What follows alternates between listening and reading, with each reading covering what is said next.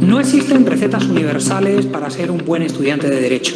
Es realmente difícil, depende de cada persona, depende de cada materia, depende de cada profesor. Pero en este tutorial quiero daros unos consejos generales que al menos a mí realmente me han sido de gran utilidad en mis estudios. Asiste a clase, toma apuntes y participa.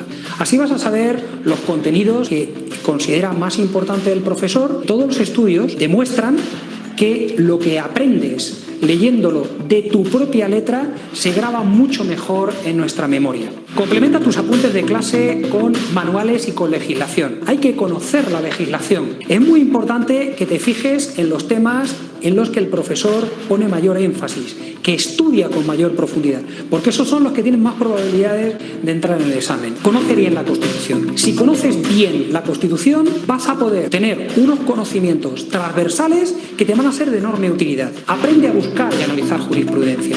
Hay jurisprudencia online en una página que yo considero enormemente útil, como es Consejo General del Poder Judicial, pero muchos mejores son la base de datos privada. Aranzadi, que se llama Westlaw, VLES y Tirán Loblanc son tres bases de datos excepcionales para buscar jurisprudencia. Asiste a juicios, lee documentos jurídicos. La práctica es esencial en nuestra disciplina. Hay que leer todos los documentos jurídicos que puedas. Simplemente con una búsqueda sencilla en Internet vas a encontrar modelos, formularios que te van a ser de muchísima utilidad. Desgasta tu carnet de biblioteca. Tu carnet de biblioteca es una herramienta, es un instrumento esencial para estudiar Derecho. Prepara las tutorías. Las tutorías sirven para resolver dudas a un alumno. Y un alumno tiene dudas solo cuando ha estudiado. Usa adecuadamente las nuevas tecnologías. Simplemente los grupos de WhatsApp entre estudiantes o las videoconferencias son herramientas docentes de primer nivel. Sé creativo, huye del plagio. Por favor, mucho cuidado con páginas como monografías.com o El Rincón del Vago, porque existen programas antiplagio que utilizan las universidades y una vez que un profesor ha detectado a un tramposo, tiene mucho cuidado. Más en una profesión como la jurídica que exige honestidad. Aprende a trabajar en equipo. La solidaridad es un valor que debe crecer entre nosotros. Debes trabajar con tus compañeros y no considerarlos nunca como competidores. Diseña tu currículum vitae con coherencia. No vayas salpicando tus estudios de seminarios, de congresos, que nada van a tener que ver en su contenido con el currículum que luego vas a terminar presentando. Mantén siempre la ilusión. Si te apasionas por un proyecto, si disfrutas estudiando, vas a conseguir el éxito. Espero que todos estos consejos te sean de utilidad. Te deseo los mayores éxitos, tanto en lo personal como en lo académico. Muchísimas gracias por tu atención.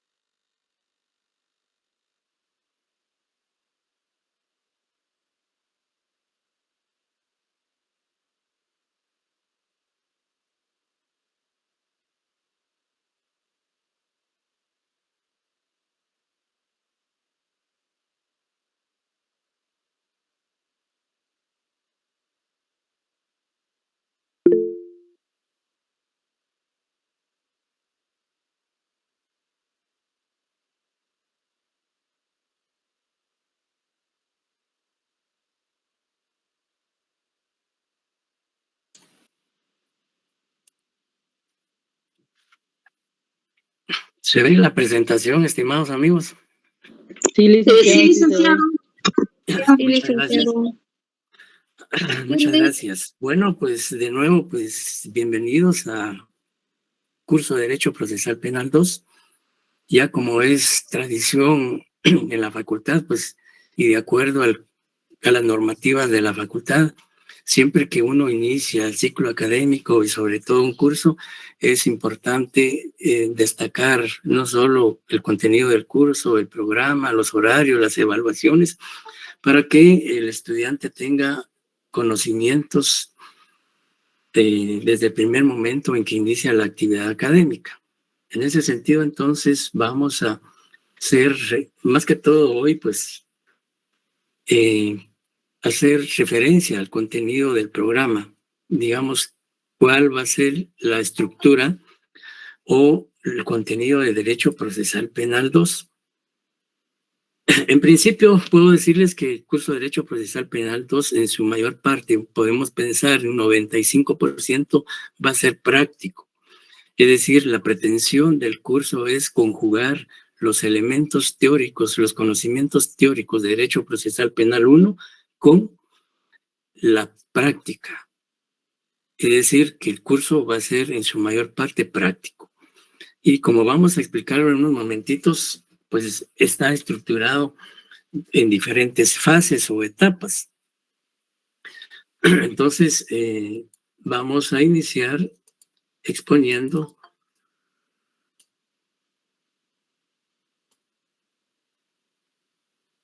Ahorita sí me está viendo la presentación, ¿verdad? Sí, licenciado. Gracias.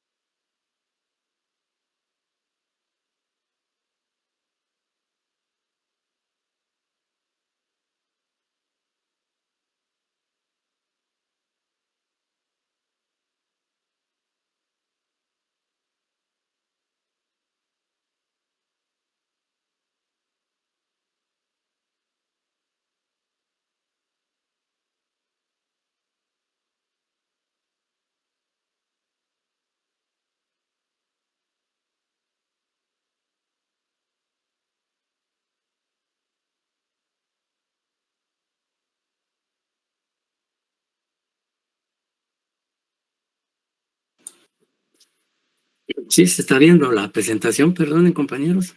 Sí, licenciado. Sí, Bueno, gracias. Sí, licenciado. Muchas gracias. Entonces, bueno, inicialmente, como ya ustedes pudieron percatarse, pues se proyectó un video que contiene consejos muy elementales para un estudiante de Derecho.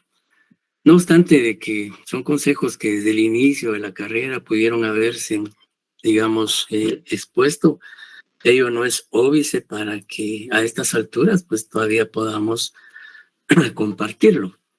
Y es que es importante, digamos, reflexionar sobre la carrera, sobre todo a estas alturas que ustedes ya prácticamente están cursando el 7º semestre, que están a un paso de cerrar cursos, de realizar su examen técnico profesional, de elaborar su tema de investigación para finalmente culminar con la graduación de abogado y notario.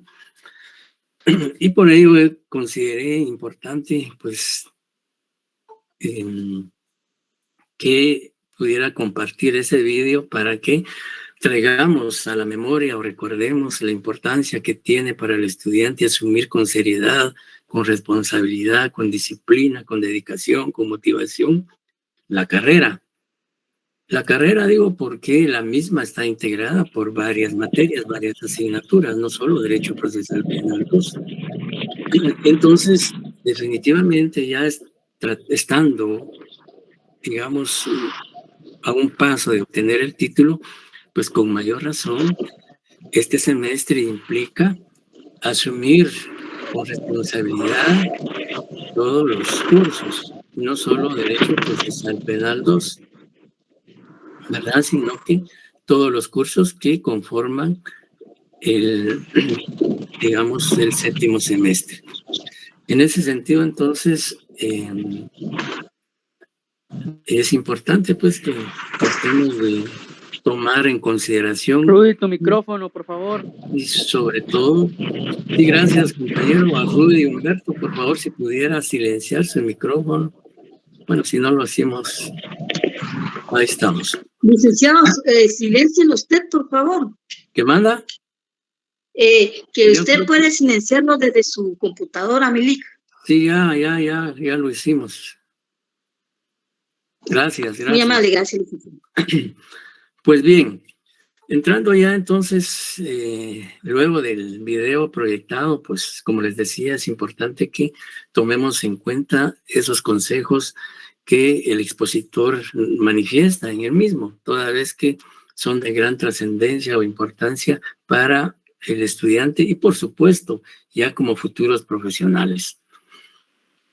En la pizarra también, o en la presentación, también cito la oración del abogado, que fue escrita por Santo Tomás More. Y él, pues, en su oración señala y dice, como ustedes pueden apreciar de la lectura de la misma, es una oración profunda, es una oración que nos llama a la reflexión, que nos llama a hacer un análisis de la profesión de abogado. La profesión de abogado, siempre lo he manifestado, es una profesión noble, es una profesión que permite el desempeño en diferentes áreas. El abogado puede desempeñarse como defensor público o privado, puede desempeñarse como juez, como magistrado, como fiscal, como asesor, como docente, etcétera, que es una profesión que se diferencia de otras, que tienen un campo muy limitado. Y afortunadamente la profesión de abogado pues nos permite desempeñarnos en cualquiera de estas actividades a las que yo hice referencia. Y por eso es importante que siempre, digamos, ejerzamos la profesión con ética, atendiendo a los principios de ética profesional, etcétera, etcétera. Y Santo Tomás, pues, en una oración sintetiza muchos aspectos que debe cumplir u observar el abogado en el ejercicio de la profesión. Él dice, por ejemplo, permíteme ser hábil en el argumento. El abogado, sobre todo hoy en día, en donde la mayor parte de las ramas del derecho son ya orales o verbales, pues el abogado tiene que aprender a argumentar y que su argumento sea convincente, que su argumento sea realmente sólido, técnica y jurídicamente hablando. Porque a través del argumento el abogado puede convencer, puede persuadir a un juez o a un tribunal, dependiendo la función que está desempeñando, como fiscal, como abogado defensor o como creyente adhesivo, abogado asesor del creyente adhesivo. Y también Santo Tomás nos dice que debemos de ser precisos en el análisis o en el estudio. Y es que el abogado también tiene que ser analítico, tiene que ser una persona que estudie a profundidad un caso, porque del análisis, del estudio profundo, responsable, eficiente que haga del mismo, pues será así el éxito o el fracaso de ese caso.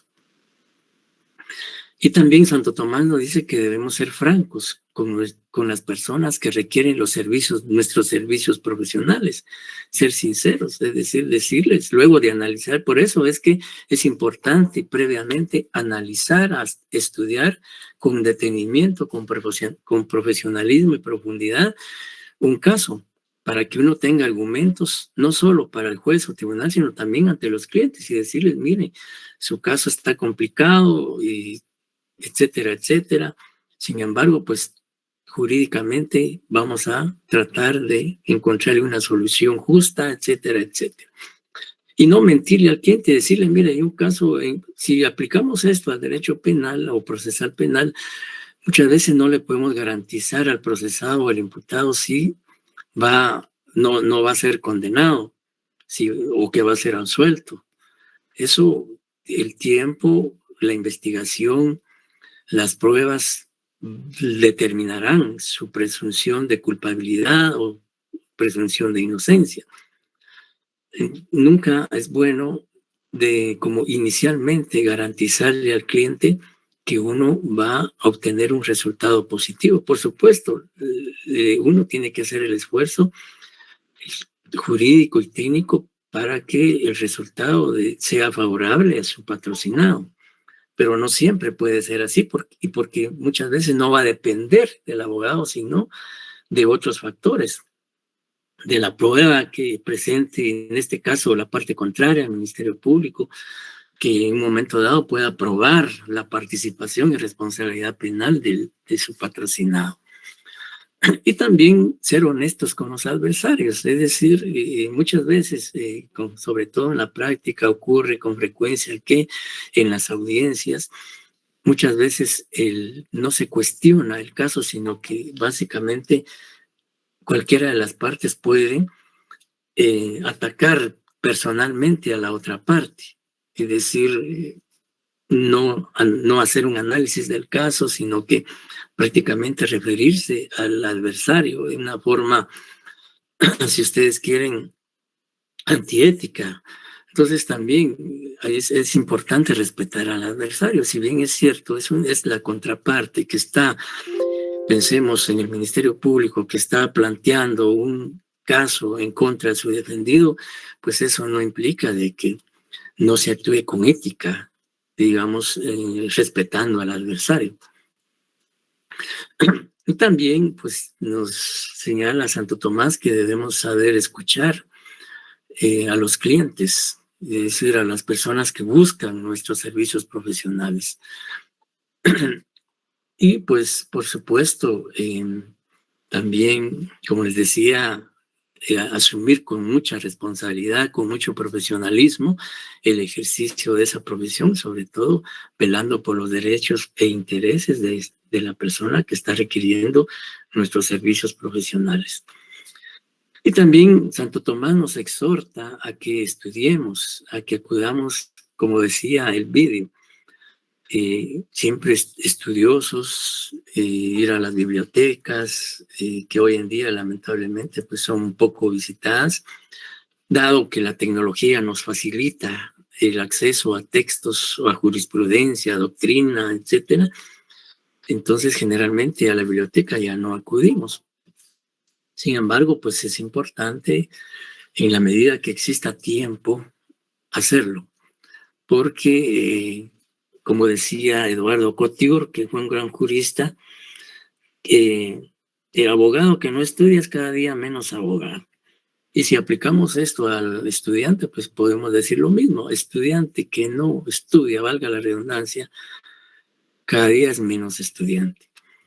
Entonces, Santo Tomás nos exhorta a que estudiemos, a que visitemos bibliotecas, que nos instruyamos, y quizá no solo en aspectos jurídicos, sino también en otros aspectos. Recordemos que la carrera de Derecho también tiene un lado humano, un lado social, y eso nos permite también adquirir conocimientos en otras áreas, no necesariamente solo de Derecho. Y entonces es importante pues que reflexionemos tanto en esta oración de Santo Tomás como en los consejos que nos da o que nos dio el jurista español en el video que proyectamos. Bien, luego de esta introducción, pues ya nos corresponde hablar en relación al programa. No sé si tienen alguna duda hasta el momento, alguna pregunta, algún comentario acerca de lo que hasta el momento hemos tanto expuesto como el vídeo proyectado.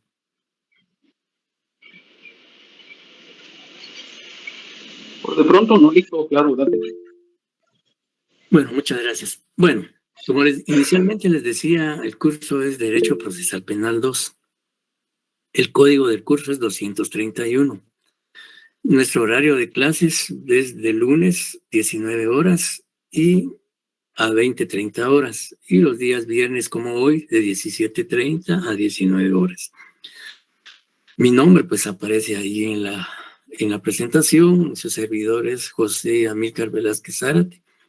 Y como les decía, pues para mí va a ser un honor, un privilegio poder compartir con ustedes conocimientos sobre derecho penal y procesal penal.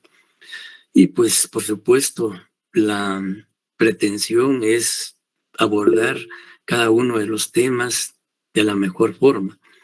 Y como les decía, el curso es más que todo práctico. O sea, mi pretensión es que el curso en su mayor parte se desarrolle práctico. Y como les decía al inicio, el curso pretende conjugar los conocimientos teóricos adquiridos y asimilados en el semestre anterior con ya aspectos prácticos que en la vida cotidiana, en el ejercicio de la profesión, pues el estudiante debe conocer. ¿Y en qué consiste en esos, digamos, aspectos? Bien, el contenido del programa tiene una primera parte, que es digamos, el desarrollo práctico del procedimiento preparatorio o del procedimiento de investigación. Es decir, que en la primera parte del programa vamos a desarrollar toda una investigación, ya a desarrollar el procedimiento preparatorio, la primera etapa del proceso penal. ¿Y cómo vamos a desarrollar esa investigación? ¿O cómo vamos a realmente hacer esa preparación? Bueno, se les va a asignar un caso hipotético por grupos. Ahorita vamos a hablar de los grupos. Es decir, vamos a integrar grupos o equipos de trabajo mínimo de 10 y máximo de 15 integrantes. Y a cada equipo de trabajo se le va a asignar un caso hipotético, es decir, un tipo penal. Por ejemplo, a un grupo se le puede asignar el que investigue un delito de asesinato. Los 15 integrantes de ese equipo, todos van a aportar sus conocimientos, sus experiencias para el desarrollo de esa investigación. Es decir, cómo van a investigar ese delito de asesinato que les fue asignado. ¿Ya? Y en esto pues vamos a explicar en qué consiste la investigación que se va a realizar.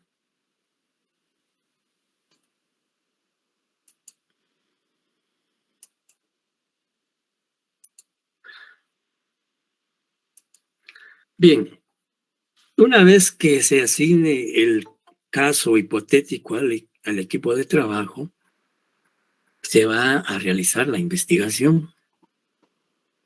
¿Y qué comprende la investigación?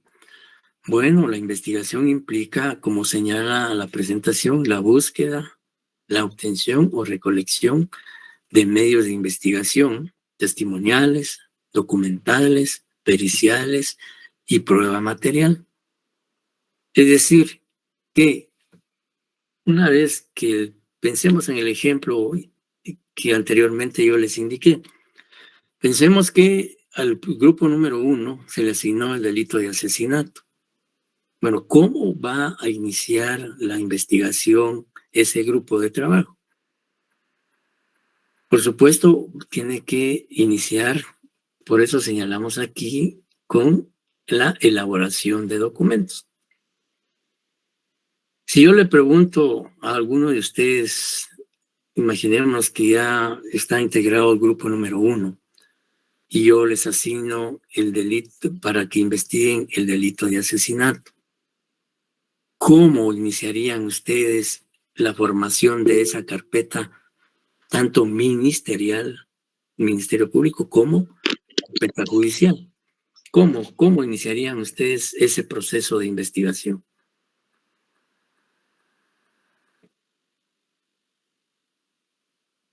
Te escucho, compañeros. Licenciado, buena tarde, con una denuncia. Exacto, con una denuncia, muy bien. Entonces, el equipo de trabajo, recordemos, ¿cómo se inicia un proceso penal? Recordemos conocimientos del semestre anterior. ¿Cómo se inicia un proceso penal? ¿Por una denuncia? ¿Qué más? ¿Por alguna querella? Querella. Los actos introductorios. Ajá, actos introductorios son que denuncia, querella, Parte ¿qué más? policial, sí. ¿Perdón? Parte policial. Ajá. Información, Son parte actos policial. introductorios. Sí, digamos, los actos introductorios son de denuncia, querella, como decía la compañera, prevención policial ¿y qué más? Recuérdese que son 5. Certificación de lo conducente. Certificación de lo conducente, muy bien. ¿Y?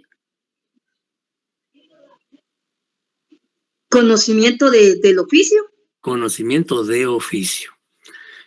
Por cualquiera de esas modalidades o actos introductorios, el grupo va a iniciar el expediente ministerial y judicial de la investigación del caso asignado. En el ejemplo, el grupo número 1 se le asignó el asesinato.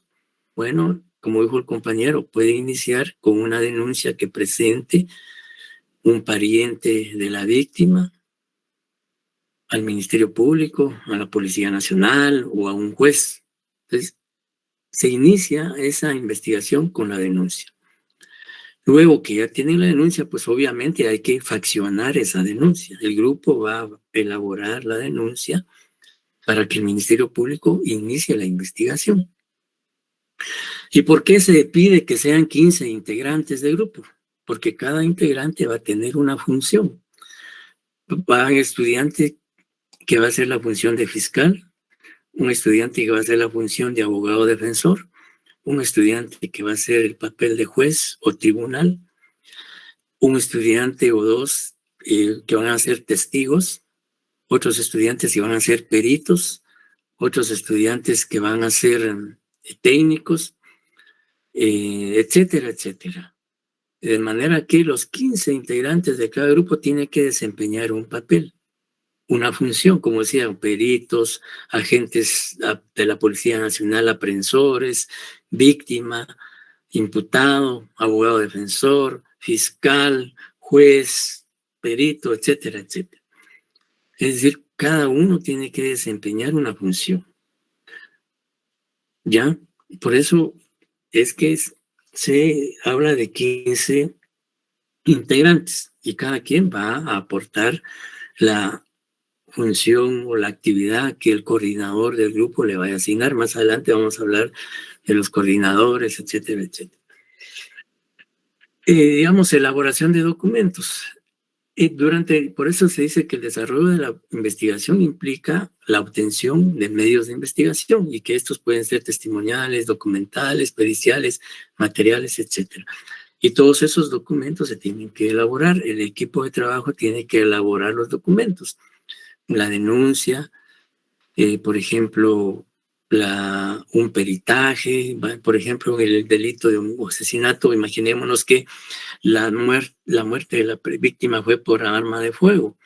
Pues tendrán que hacer un peritaje balístico, un peritaje, digamos, un informe médico forense sobre la causa de la muerte, una certificación de defunción que acredita la muerte legal de la víctima, y si hay que requerir informes a determinada institución, etcétera, pues esos son los documentos que hay que elaborar.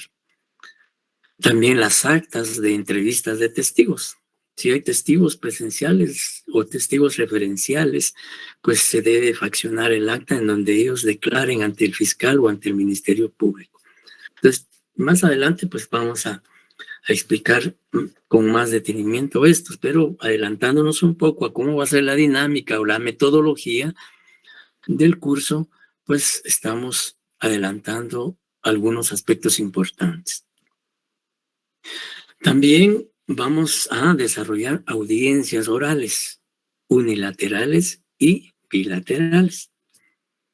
Inicialmente nosotros vamos a presentar algunas 2 o 3 audiencias que la vamos a hacer nosotros, para que posteriormente, digamos ustedes, a cada grupo, posiblemente no a todos se les va a poder asignar una audiencia bilateral o unilateral por razón de tiempo. ¿Y qué son las audiencias unilaterales o bilaterales? Las audiencias, generalmente de acuerdo al artículo 109 del Código Procesal Penal, todas las gestiones en proceso penal son orales. Y el artículo 109 habla de audiencias unilaterales y bilaterales. La audiencia unilateral o las audiencias unilaterales son aquellas que se desarrollan ante un juez o ante un tribunal con la presencia de solo una de las partes. Por eso son audiencias unilaterales.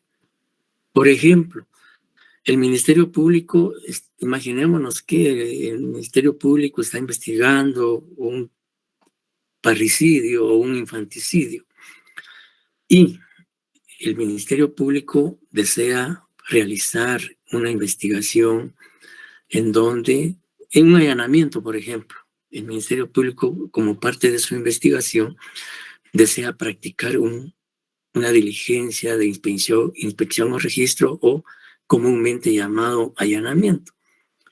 Recordemos nosotros que el allanamiento no puede practicarlo el Ministerio Público sin autorización judicial.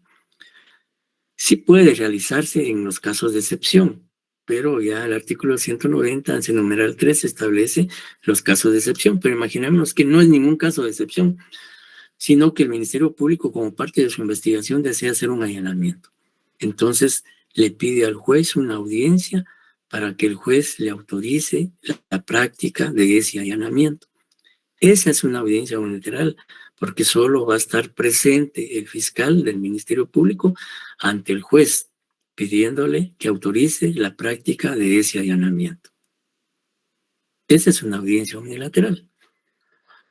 O también otro ejemplo de una audiencia unilateral es que ya el Ministerio Público, con la investigación que desarrolló, cuenta con medios de investigación que hacen creer o presumir la participación del imputado en el hecho delictivo.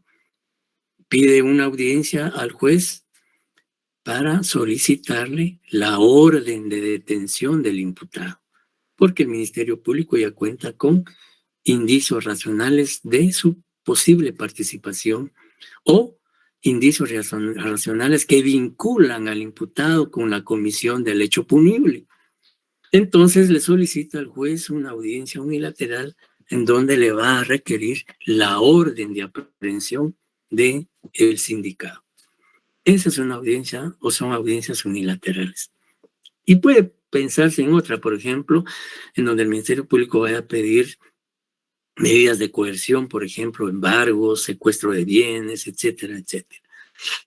Esa es por eso les decía que son audiencias unilaterales, porque solo comparece ante el juez o ante el tribunal uno de los sujetos procesales. Y también hay audiencias bilaterales. Y las audiencias bilaterales son aquellas en las cuales comparece ya no solo un sujeto procesal, sino concurren varios sujetos procesales. Va a estar presente el fiscal, el juez, el abogado defensor, el imputado, el querellante adhesivo, si existe en el proceso penal y ha sido admitido como tal, etcétera, etcétera, su abogado, etcétera, etcétera. Entonces son bilaterales porque ya requiere la presencia de más de un sujeto procesal. Pensemos como ejemplo. Buenas noches. Perdón la pregunta. Entonces, la unilateral prácticamente solo la hace el Ministerio Público. Así es, así es. O pudiera ser que si el Muy bien, imputado, si pudiera ser que el imputado ya tenga conocimiento que existe una investigación en su contra, pues podría pedir él una audiencia para determinada diligencia y donde solo va a comparecer él y su abogado defensor. ¿Ya? Pero generalmente es el Ministerio Público el que requiere las audiencias unilaterales, porque va a realizar determinada investigación o va a requerir al juez alguna diligencia en donde sea necesaria la autorización judicial. No sé si queda claro. Sí, licenciado, muchas gracias. Gracias. Bueno, y también les decía las audiencias bilaterales.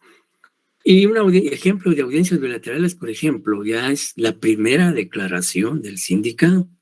Esa es una audiencia bilateral. ¿Por qué? Porque en esta audiencia ya no solo va a estar ante el juez, no solo va a estar el fiscal o el Ministerio Público, sino va a estar el imputado, su abogado defensor, y si hay querellante adhesivo, va a estar el querellante y su abogado, si es que tiene abogado. Entonces ahí comparecen varios sujetos procesales. Esa es una audiencia bilateral.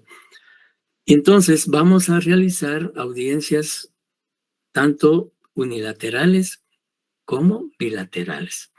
Existen cantidades de audiencias, pero vamos a realizar las más importantes y las que se dan comúnmente en la práctica. Por ejemplo, primera declaración, revisión de medida de coerción,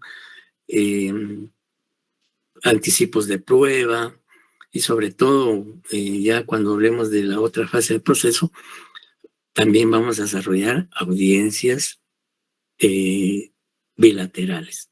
Como les decía, por razón de tiempo no va a ser posible que cada grupo realice una audiencia, pero vamos ahí sí que al azar a seleccionar 2 o 3 grupos para que presenten una audiencia bilateral. Y en su momento vamos a indicar cuál, etcétera, etcétera. ¿Alguna otra pregunta hasta el momento?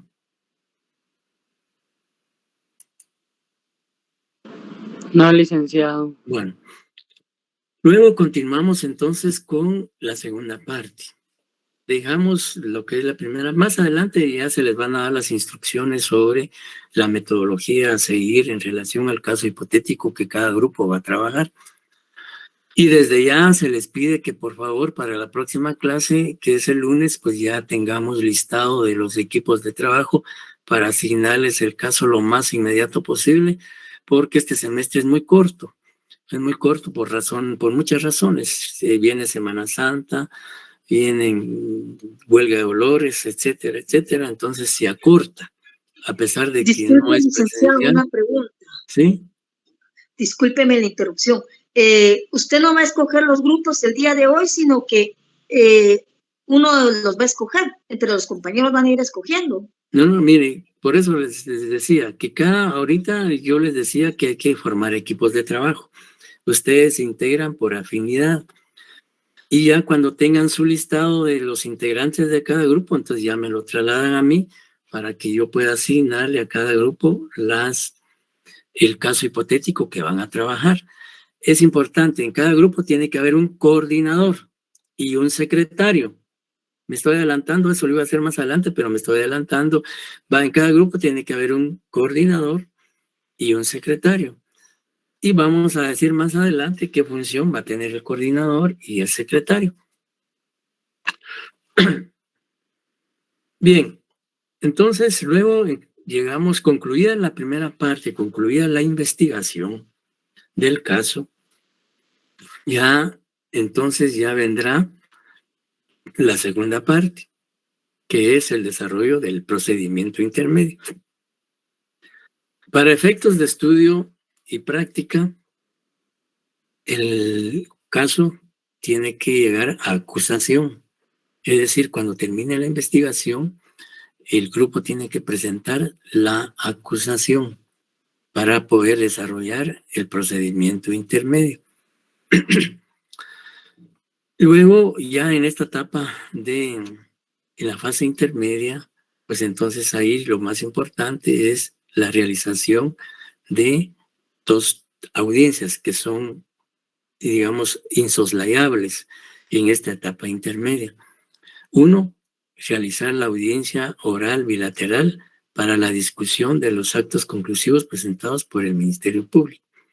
Aquí se habla de actos conclusivos y pues ya sabemos cuáles son los actos conclusivos. Sin embargo, como les decía, para efectos de práctica y conocimientos, el grupo, al terminar la investigación, tiene que formular la apertura a juicio y acusación, ¿ya? Y se señala una audiencia o se va, el grupo, no todos los grupos van a poder desarrollar esta audiencia. Por eso les decía que al azar vamos a indicar qué grupo va a realizar esta audiencia bilateral, de audiencia de etapa intermedia, le llaman a veces en la práctica. Y esta audiencia de etapa intermedia es donde se va a discutir la procedencia o improcedencia de la acusación presentada por el Ministerio Público. Esa es la audiencia que vamos a desarrollar o que un grupo lo va a desarrollar. Y la otra audiencia que se desarrolla en la etapa intermedia es el de ofrecimiento de prueba. Recuerdan ustedes que el Código Procesal Penal contempla en el artículo 343 la audiencia de ofrecimiento de prueba. Y sobre todo, pues, siendo una fase importante porque el ofrecimiento de prueba es en la que el defensor, el Ministerio Público y el querellante van a proponer la prueba que se va a diligenciar, fiscalizar y valorar en el juicio oral y público.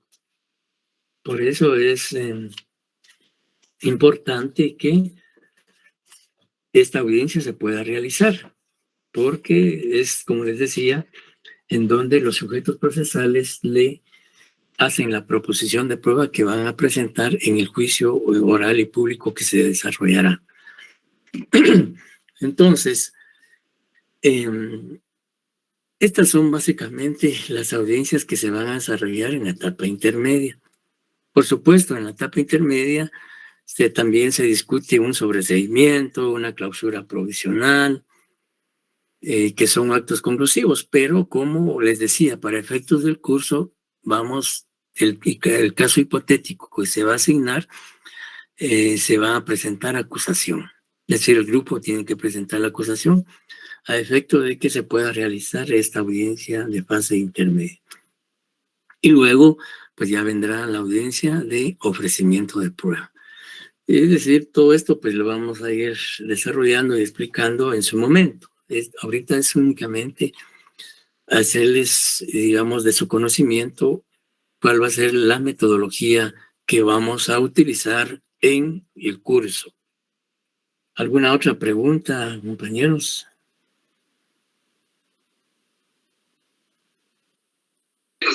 No, licenciado, muchas gracias. Muy bien. Bien. Luego encontramos una tercera parte, que es prácticamente también aspecto práctico. En la tercera parte vamos a poder practicar algo sobre el interrogatorio, ¿ya? Es decir, aparte de técnicas de cómo interrogar, también que el estudiante, digamos, aprenda a interrogar a un testigo, a interrogar a un perito, a interrogar a la víctima, a interrogar a técnicos, etcétera, etcétera. Licenciado, perdone que lo interrumpa. Fíjese que no se ve la diapositiva, pero yo veo como que se estuviera metiendo otra imagen, porque la diapositiva que usted tiene no se puede ver. ¿Quién se puede ver? Yo sí la veo. Sí se pueden ver las diapositivas bien. Perdone, licenciado, es que hay un compañero, aprecia Will algo, comparte pantalla. Pueden fijar la pantalla del... Entonces, por lo mismo, quita por rato su presentación y pone la del compañero. Por eso es que se desaparece por rato su presentación. Ya. En mi caso sí que desapareció. Solo que le pudiera, licenciado, en su computadora negar el compartir a todos, entonces ya solo su presentación se va a poder ver. Bueno, déjenme ver ahorita, vamos a ver qué hacemos. En la parte de abajo, ahí donde está, donde le va a compartir, solo que ahí le aparece que solo usted. Bueno, lo que pasa es que, digamos, ¿y ahorita sí se ve completa o no? Sí, Sí, licenciado, ahorita sí se ve. Es que la verdad no se miraba, ahorita sí. Bueno. Bien, entonces les decía que dentro del desarrollo del proceso penal guatemalteco, sobre todo hoy en día, pues que es eminentemente oral y práctico, y una de las partes importantes es el interrogatorio. Es decir, en una audiencia, por ejemplo, en una audiencia de primera declaración, en una audiencia de anticipo de prueba, y no digamos en el juicio oral y público, hay que interrogar. Y hay que saber interrogar. Entonces, vamos a tratar en la medida de las posibilidades de también tener prácticas sobre interrogatorio. Es decir, interrogar a testigos, les repito, interrogar testigos, interrogar a la víctima, interrogar a peritos, etcétera, etcétera. Y dentro de ese interrogatorio encontramos el interrogatorio directo y el interrogatorio cruzado. En su momento, cuando hablemos del interrogatorio, vamos a indicar en qué consiste el interrogatorio directo, en qué consiste el interrogatorio cruzado, en qué consisten las objeciones, etcétera, etcétera. Entonces, la tercera parte que comprende básicamente lo que es interrogatorio, lo que es las conclusiones o la argumentación. Las conclusiones también vamos a explicar, digamos, bueno, si vemos aquí primero las objeciones básicamente es la facultad que tienen los sujetos procesales de protestar o de oponerse a preguntas que dirija el que está interrogando, porque pueden ser preguntas capciosas, pueden ser preguntas ambiguas, pueden ser preguntas impertinentes, pueden ser preguntas digamos que no tenga relación con el hecho que se está discutiendo en el juicio o en la audiencia. Entonces no se deben permitir esas preguntas. En primer lugar, el juez no las debe permitir, pero si al juez se le pasa, pues el Ministerio Público o el defensor tienen la potestad de protestar, de objetar esas preguntas, y la objeción básicamente consiste en no permitir que esas preguntas se dirijan y que menos la conteste el interrogado. Pero vamos a explicarlo y a profundizar en su momento sobre las objeciones. En cuanto a las conclusiones, bueno, es lo que la ley llama discusión final. ¿Recuerdan ustedes cuando hablamos del juicio oral y público en Derecho Procesal Penal 1, dijimos que una de las partes fundamentales de un debate o de un juicio oral son las conclusiones o las argumentaciones? Y es aquí en esta etapa donde las partes van a presentar sus argumentos técnicos, jurídicos, probatorios, etcétera, y que las conclusiones, pues de una u otra manera, persuaden y convencen al tribunal sobre la posición de cada uno de los sujetos procesales. Y por supuesto, esas conclusiones pues tienen que ser bien fundamentadas, no solo jurídicamente, de conformidad con la Constitución, el Código Procesal Penal, el penal, etcétera, etcétera, para que, digamos, al final estas conclusiones o argumentaciones permitan convencer al juez o al tribunal en relación a la posición de cada uno de los sujetos procesales. Y algo importante es en la tercera parte del programa, del curso, es el desarrollo del juicio oral y público o debate, que es el examen final. Una vez que el grupo haya concluido su investigación, haya presentado la acusación, se haya realizado la audiencia de acusación, la audiencia de apertura a prueba, como examen final viene que cada grupo va a presentar o desarrollar un juicio oral y público. Esa es la idea. Ojalá nos dé tiempo. que cada grupo desarrolle. Por eso les decía que es importante que ya la próxima semana yo tenga el listado de integrantes de grupos para asignarles el caso y poder investigarlo lo más rápido que se pueda, y así desde posiblemente finales de marzo y abril y mayo podamos simultáneamente llevar audiencias y comenzar también ya con el juicio oral y público o debate que cada grupo va a realizar. Entonces el examen final va a ser la presentación de un debate sobre el caso hipotético asignado que cada grupo va a presentar. Y esperamos, como les decía, que podamos lograrlo por tiempo, que cada grupo lo haga y comenzar desde abril para culminar en mayo, que cada grupo presente su juicio oral y público. Y ojalá para ese tiempo ya podamos hacerlo presencialmente en la sala de juicios de la facultad, que sería lo ideal. Si no se pudiera por muchas razones, pues tendrá que ser virtual. Bien, esto va a ser en cuanto al examen final, que es el debate. En cuanto a la evaluación, pues el programa y la normativa de la facultad establece un examen primer parcial con una ponderación de 30 puntos, un segundo parcial con ponderación de 40 y un final con ponderación de 30. En el primer parcial, pues como vamos allá, el lunes comenzamos ya formalmente las clases, pues vamos a empezar ya a ver lo que es, cómo se estructura una denuncia, una querella, tanto una querella por delito de acción pública como una querella por delito de acción privada y otros documentos que pueden ser evaluados para el primer parcial en forma práctica. Es decir, desde aquí la evaluación va a ser más que todo práctica, como vamos a ver cómo se facciona una denuncia, una querella, etcétera, y otros documentos, pues el primer parcial puede versar sobre esos documentos, desarrollar en parte de cada uno de esos documentos, se les plantea un caso hipotético y ustedes desarrollarán la introducción, el fundamento de derecho, las peticiones, la relación del hecho, etcétera, de una denuncia, de una querella, etcétera. Pero, como les digo, eso ya lo vamos a ver la próxima semana.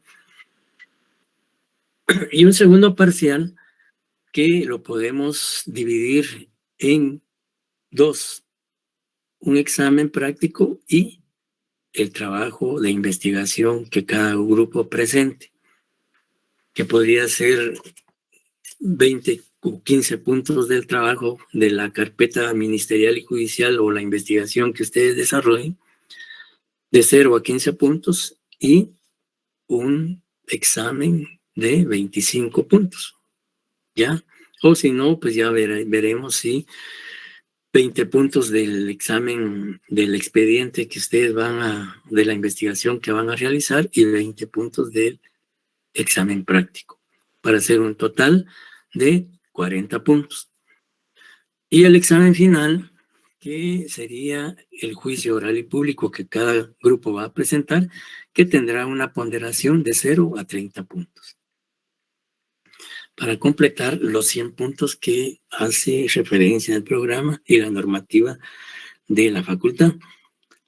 Por eso decía que digamos, cada estudiante tiene que tener, en el juicio oral y público que se va a desarrollar, cada estudiante tiene que tener una función para obtener derecho a ese punteo. Si no tiene, no hace nada en el debate, no participa, pues obviamente no tendrá ningún punteo. Por eso decía que se va a asignar, el coordinador asignará a cada estudiante, o que cada estudiante elija si quiere ser fiscal, si quiere ser juez, si quiere ser testigo, si quiere ser agente de la policía, si quiere ser perito, si quiere ser oficial de juzgado, etcétera, etcétera. Entonces, cada uno tiene que tener una función. Recuerden ustedes que en un caso, por ejemplo, pueden haber 2 testigos o 3 testigos, depende. Pueden 2 agentes policiales, puede ser la víctima, el acusado, sindicado, defensor, sea que sí hay funciones para ser asignadas a cada integrante de grupo. Y cada integrante de grupo desde el inicio tiene que aportar lo que le asigne el coordinador en relación al trabajo que tenga que realizar como parte de la investigación y en el juicio oral y público.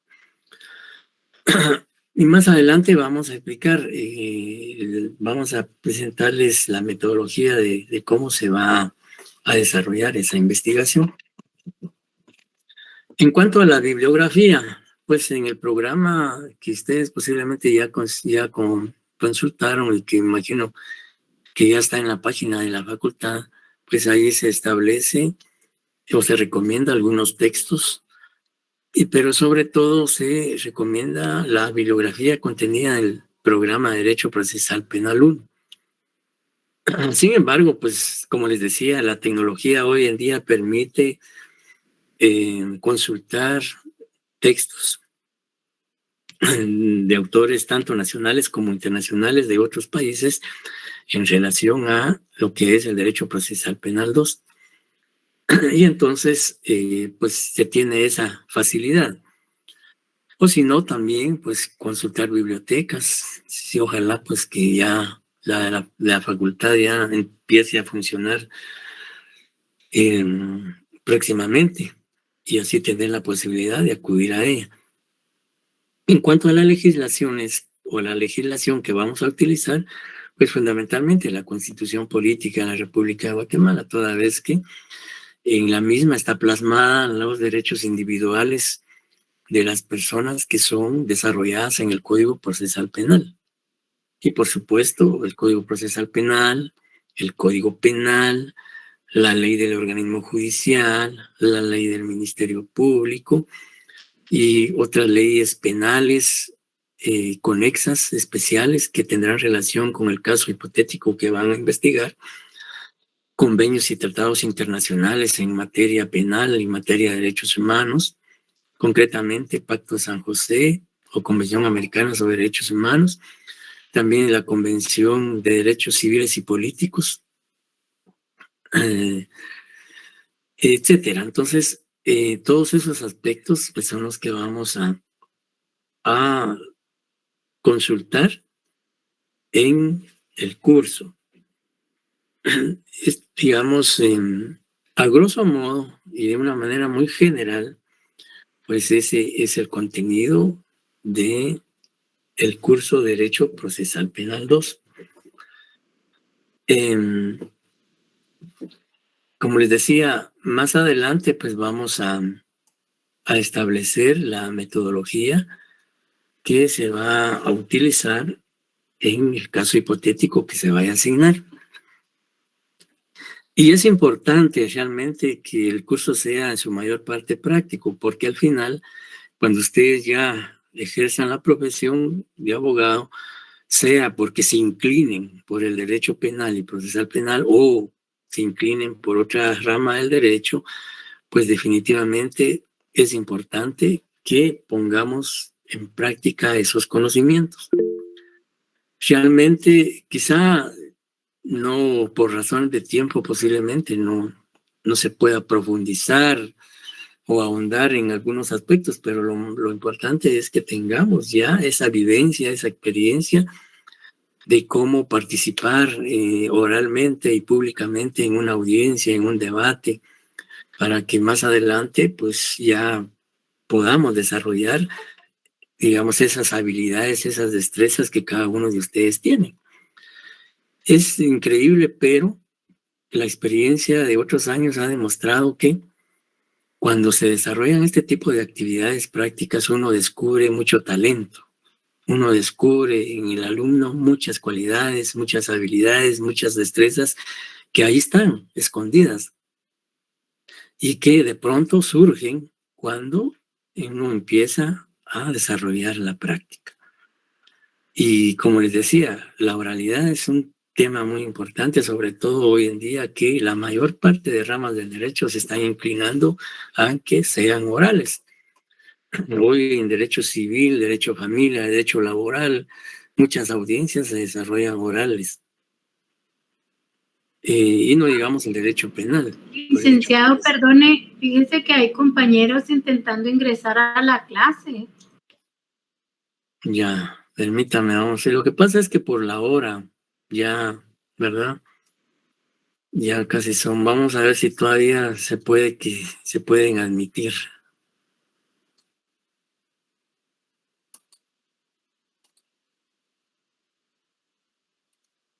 Sí, ya los admitimos.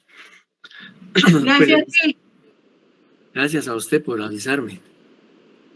Pues les decía que el derecho procesal penal 2 debe ser eminentemente práctico, porque es la herramienta que como futuros profesionales van a desarrollar. Como les decía, tengan o no afición o se inclinen por el derecho penal o no, pues de todas maneras como abogados, en cualquier rama en que ustedes se vayan a desempeñar, la oralidad y la publicidad van a ser 2 principios fundamentales que van a tener que desarrollar. Y qué mejor si lo empezamos a hacer, aunque posiblemente ya lo hayan desarrollado en otros cursos, en otros semestres. Sin embargo, en este curso, pues la idea es, como les decía, que el estudiante ponga en práctica los conocimientos adquiridos en Derecho Procesal Penal 1. Y como les decía también, que el estudiante se descubra a sí mismo que es capaz de hacer muchas cosas que posiblemente no ha descubierto que puede realizar. Esto permite también desde este momento visualizar que, digamos, muchas veces ya como futuros profesionales puede ser que sintamos esa afición de ser fiscales, de ser jueces, de ser abogados de la defensa pública, de ser magistrados, de ser asesores, etc. Y recuerden ustedes que el futuro de la justicia en Guatemala está en ustedes, los futuros profesionales, los jóvenes, con ideas frescas, con pensamientos novedosos, con ambiciones de querer tener un sistema de justicia mejor, un Estado de Derecho más fortalecido, que hoy en día pues se cuestiona mucho. Entonces el futuro de la justicia en general y de la justicia penal en nuestro país está en manos de ustedes. Y qué mejor que su capacitación, que su preparación sea lo mejor. Porque recuerden también que ya como profesionales existe una gran competencia. Y en la medida en que el abogado, el profesional del derecho esté más capacitado, pues por supuesto la competitividad va a ser mejor. Hoy ya no se piensa solo en la carrera de abogado y notario, sino se piensa en especializaciones. Hoy en día la mayoría de abogados está especializando. Hay muchos especialistas en derecho penal, procesal penal, en derecho civil, en derecho constitucional, en derecho laboral. Es decir, eso ya dependerá de la inclinación que cada quien tenga o de la afición de la rama o del área que más le llame la atención y que crea que puede desarrollar con mayor facilidad. A muchos pues, posiblemente no les guste derecho penal y procesal penal y eso es aceptable, es entendible. Quizás su afición sea más a derecho procesal civil o a derecho laboral o ejercer solo notariado. Porque en la realidad y en la práctica eso ocurre. Hoy en día, pues, como les decía, ya hay especializaciones, maestrías, doctorados, tanto a nivel nacional como a nivel internacional. Entonces, la exhortación es que exista esa preparación. Como decía, como lo mencionaba la persona que en el video que se proyectó, que hay que sentir esa motivación, esa pasión por el derecho en general y sobre todo en cada curso que ustedes van a tener la oportunidad de, valga la redundancia, o que ya se asignaron y que van a cursar.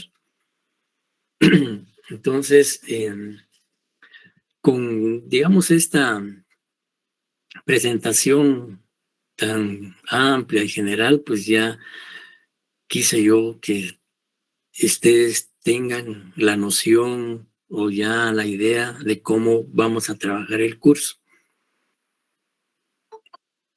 Como les decía, por supuesto que vamos a admitir a otros compañeros que todavía están incorporándose. Entonces, trataremos de que el curso sea realmente un curso activo, un curso en donde haya participación del discente como del docente. Y si es posible, la mayor participación va a ser del discente. Y por supuesto, nosotros estaremos ahí orientando, asesorando, explicando, aclarando dudas, etcétera, etcétera. Tanto en la investigación que se va a desarrollar, como en todo desarrollo del curso. Entonces, la idea es que cada equipo de trabajo, con lo colectivo o en lo individual, pueda aportar lo máximo de su capacidad, lo máximo de sus conocimientos, lo máximo de su experiencia. Como decía la persona que presentó o que hizo alusión a los consejos del vídeo, trabajar en equipo no es fácil. Trabajar en equipo muchas veces es muy difícil. ¿Por qué? Porque hay diferentes criterios, diferentes pensamientos, diferentes personalidades, diferentes caracteres, etcétera, etcétera. Y muchas veces congeniar con todo el equipo de trabajo no es fácil. Sin embargo, es importante aprender a trabajar en equipo. Y, por supuesto, el trabajo en equipo debe ser óptimo, debe ser lo mejor para el beneficio de todo el grupo, para el beneficio de todo el equipo de trabajo. Por eso es que en cada equipo de trabajo va a haber un coordinador, y el coordinador es valga la redundancia, el que va a tener bajo su responsabilidad el desempeño de cada uno de los integrantes del grupo. Y el secretario va a ser un asistente del coordinador que en su ausencia pues pueda asumir esa función, y pues también el secretario y el coordinador pues presentar al final un informe de quiénes trabajaron, qué porcentaje trabajaron, quiénes no trabajaron, quiénes no llegaban a las reuniones, quiénes no presentaron en tiempo la asignación de la tarea que se les... Disculpe la interrupción, licenciado. ¿Sí? Disculpe que lo interrumpa, licenciado. Yo ya formé el grupo 1 de 15 integrantes. No sé si es 15 integrantes o 10, había dicho. Mínimo 10 y máximo 15. Ah, bueno, ya está integrado el primer grupo de 15 personas. Muy bien. Solo para anunciarle eso, licenciado. Ajá, vale. Dígame. Muchas gracias. Entonces el lunes yo les voy al chat al chat, se la pueden, como ya Javier es una persona que me está apoyando, entonces se lo pueden. Fíjese que el número de su auxiliar Javier no lo tengo, no sé cuál sería para informarle. Le voy yo a hablar con él para que en el chat del grupo él les mande a qué correo pueden mandar o por WhatsApp el listado, y ya así empezamos a integrarlos. Ah, está bien. Gracias, licenciado. Disculpe la interrupción.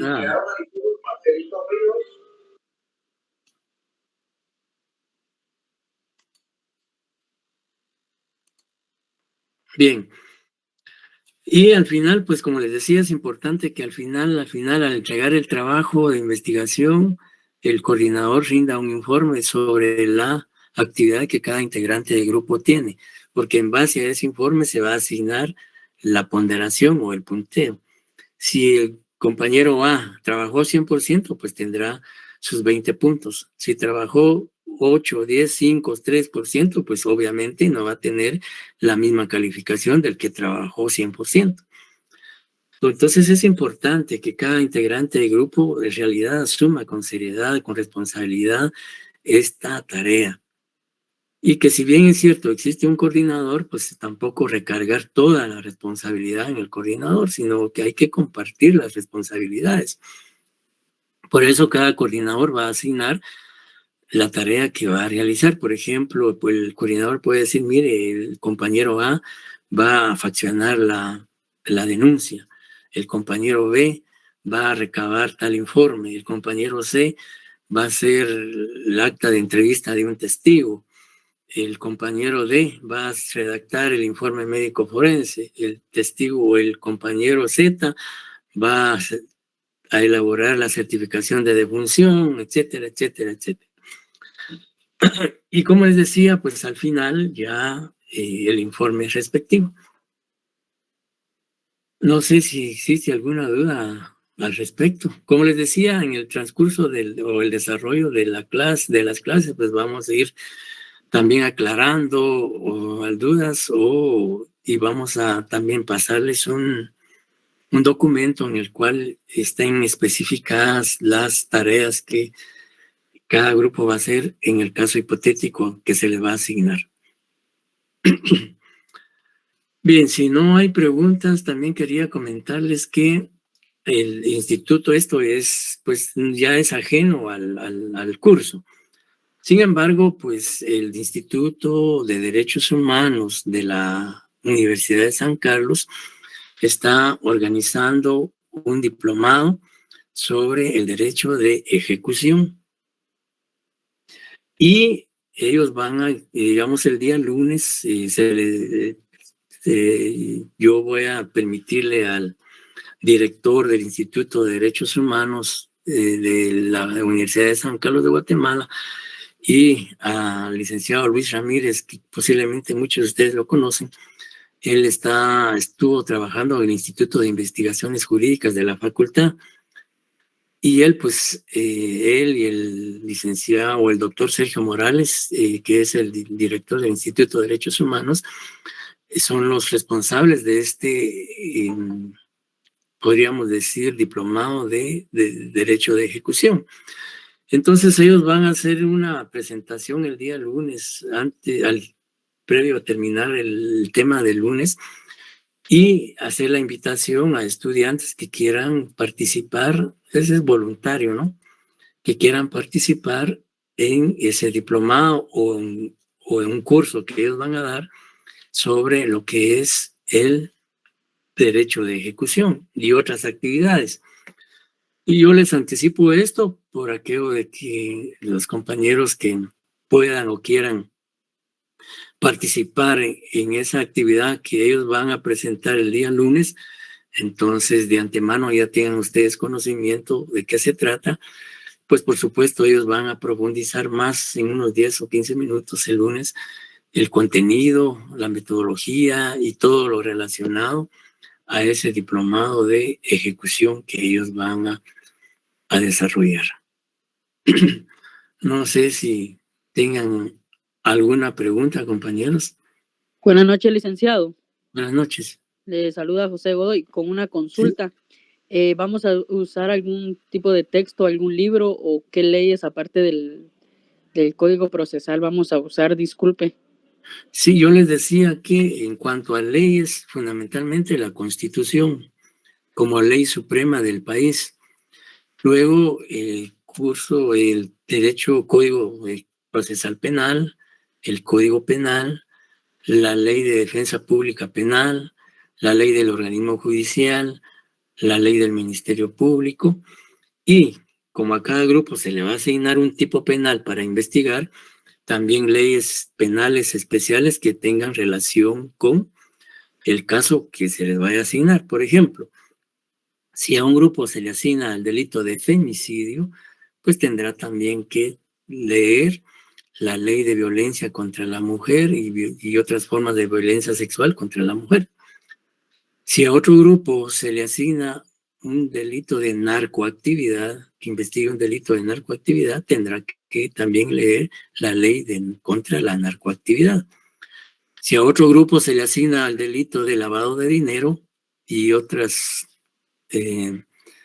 formas, pues tendrá que estudiar y leer la ley de lavado de dinero, la ley contra el lavado de dinero u otros activos. Y así, sucesivamente, ley contra la delincuencia organizada, la ley PINA, la famosa ley de protección de ley de la protección integral a la niñez y adolescencia, etcétera, etcétera. Entonces, va a ser una gama de leyes las que vamos a utilizar.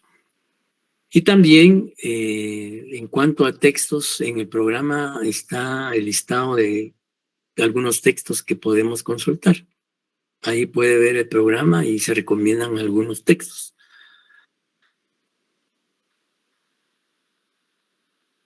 No sé si me escuchó. Sí, licenciado, muy amable, gracias. Para servirle. Pues bien, compañeros, si ya no hay ninguna duda, pues creo que entonces concluimos nuestra actividad esta noche, porque sé que ustedes tienen que conectarse a otra clase, o no sé si tienen clase ahorita a las 7.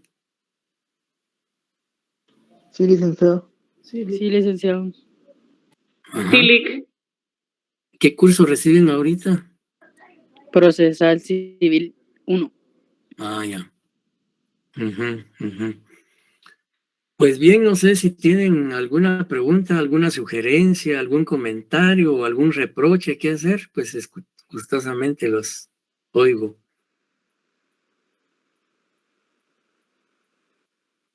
No, licenciado, todo bien.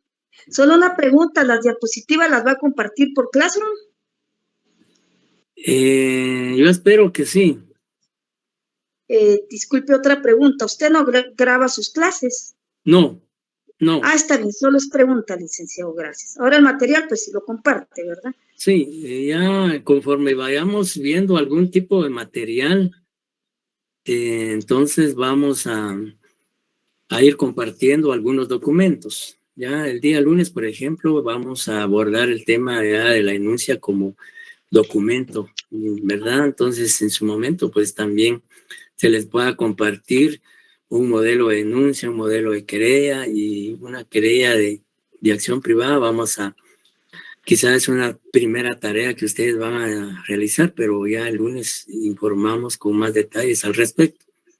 Está bien, gracias, licenciado, muy amable por su clase. Dios le bendiga y feliz noche. Gracias a ustedes. Bueno, compañeros, ha sido un gusto iniciar la actividad con ustedes esta tarde-noche y esperamos ya el lunes ya formalmente comenzar con el primer punto del programa, que es el desarrollo de una denuncia, pero ya como documento.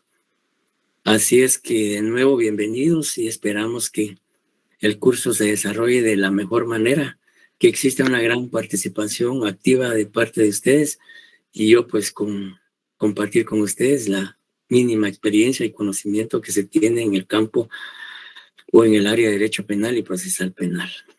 Así es que buen descanso y Dios primero, nos saludamos el día lunes. Feliz noche.